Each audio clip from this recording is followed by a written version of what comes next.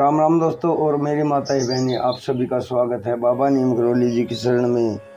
आप सभी का स्वागत है मैया रानी के दरबार में। मेरी नवदुर्गा माता सर्वरूपिणी माँ आपके सभी कष्ट हरे। दोस्तों और मेरी माताएं बहनें, आप सभी के लिए अर्जी लगाता हूँ सभी देवों की शरण में।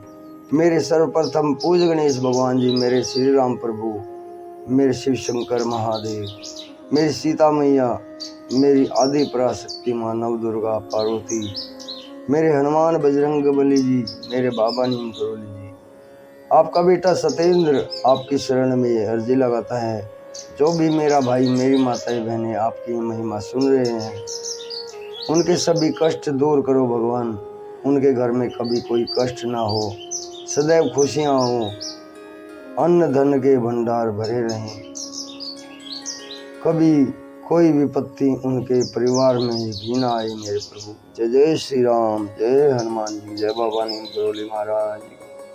दोस्तों और मेरी माताएं बहनें, आज करते हैं वरुथनी एकादशी महत्व और व्रत कथा।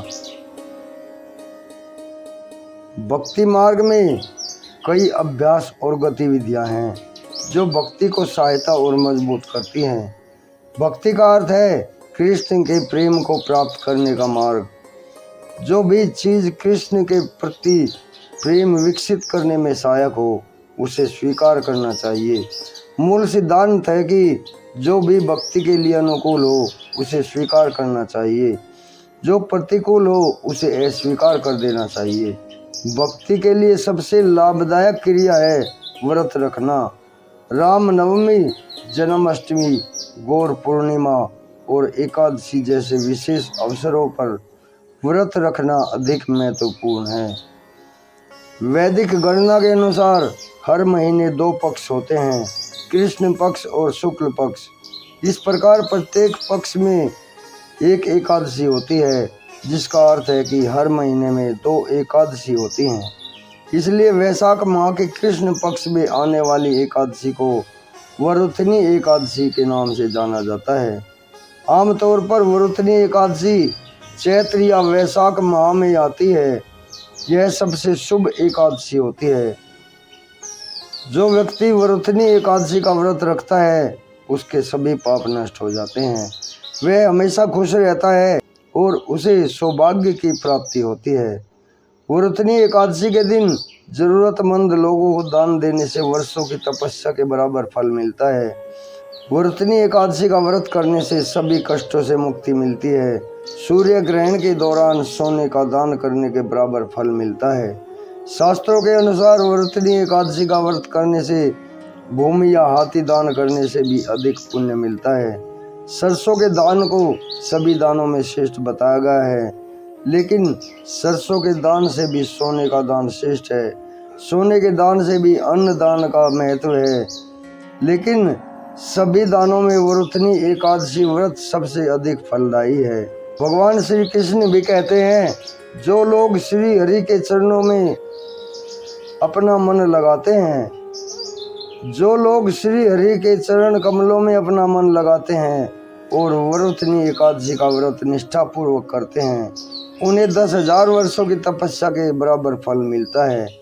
मनुष्यों के कर्मों का लेखा जोखा रखने वाले चित्रगुप्त भी इस एकादशी के व्रत का पुण्य लिखने में असमर्थ हैं।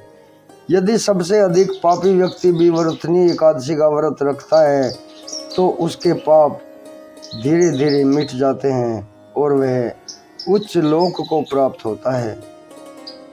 सम्राट मानधाता ने वरुथनी एकादशी का व्रत किया था, जिसके परिणाम स्वरूप उन्हें मोक्ष की प्राप्ति हुई। त्रेता युग में इक्ष्वाकु वंश में जन्मे राजा धुंधुमार को भगवान शिव ने श्राप दिया था। धुंधुमारा ने वरुथनी एकादशी का व्रत किया और श्राप से मुक्ति पाकर उच्च लोकों की प्राप्ति की। वरुथनी एकादशी की महिमा को लिखना और बताना संभव नहीं है। भगवान श्री कृष्ण ने कहा है, जो वरुथनी एकादशी की महिमा को पढ़ता और सुनाता है, उसे 1000 गायों के दान के बराबर फल मिलता है। भौतिक संसार में अपना शरीर त्यागने के बाद वह निश्चित रूप से वैकुंठ लोक को प्राप्त होता है। आइए इस महान अवसर पर व्रत करें और सभी संकटों, भय, समस्याओं से मुक्ति दिलाने वाली वरुथनी एकादशी व्रत करें। इस कथा को सुने। जय श्री हरि। अब करते हैं वरुथनी एकादशी व्रत कथा। वरुथनी एकादशी व्रत कथा। धर्मराज युधिष्ठिर बोले, हे भगवान, मैं आपका नमस्कार करता हूँ। आपने चैत्र मास के शुक्ल पक्ष की एकादशी अर्थात कामदा एकादशी के बारे में विस्तार पूर्वक बतलाया। अब आप कृपा करके वैशाख कृष्ण एकादशी का क्या नाम है तथा उसकी विधि क्या है, मुझे यह बताइए। तथा उसकी विधि क्या है एवं महात्म्य क्या है, वो मुझे सब बताइए। भगवान श्री कृष्ण ने कहा, हे राजेश्वर, वैशाख मास के कृष्ण पक्ष की एकादशी को वरुथनी एकादशी के नाम से जाना जाता है। यह सौभाग्य देने वाली, सब पापों को नष्ट करने वाली तथा अंत में मोक्ष देने वाली है। इसकी महात्म्य कथा आपसे कहता हूँ। प्राचीन काल में नर्मदा नदी के तट पर मानदाता नामक राजा राज्य करते थे। वह अत्यंत दानशील तथा तपस्वी थे। एक दिन जब वह जंगल में तपस्या कर रहे थे, तभी न जाने कहां से एक जंगली भालू आया और राजा के पैर चबाने लगा। राजा पूर्ववत अपनी तपस्या में लीन रहे। कुछ देर बाद पैर चबाते चबाते भालू राजा को घसीटकर पास के जंगल में ले गया।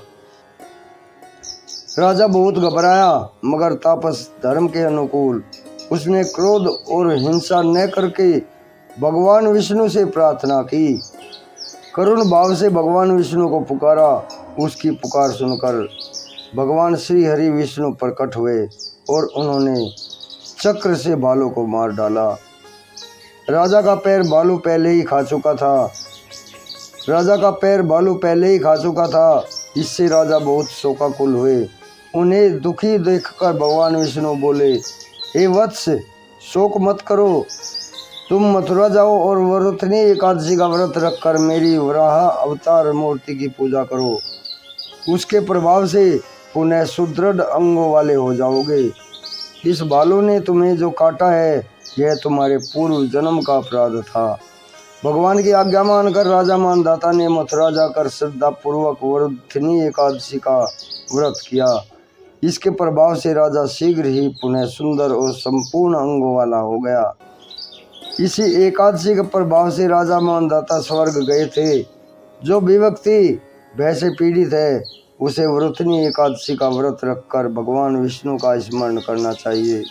इस व्रत को करने से समस्त पापों का नाश होता है तथा मोक्ष की प्राप्ति होती है। दोस्तों और मेरी माताएं बहनें, संपूर्ण होती है वरुथनी एकादशी व्रत कथा। श्री हरि विष्णु भगवान आपके सभी संकट दूर करें, आपको अतुलित फल दें, यही मेरी प्रार्थना। व्रत कथा को आगे भी शेयर करें, जिससे आपको और भी ज़्यादा पुण्य की प्राप्ति हो।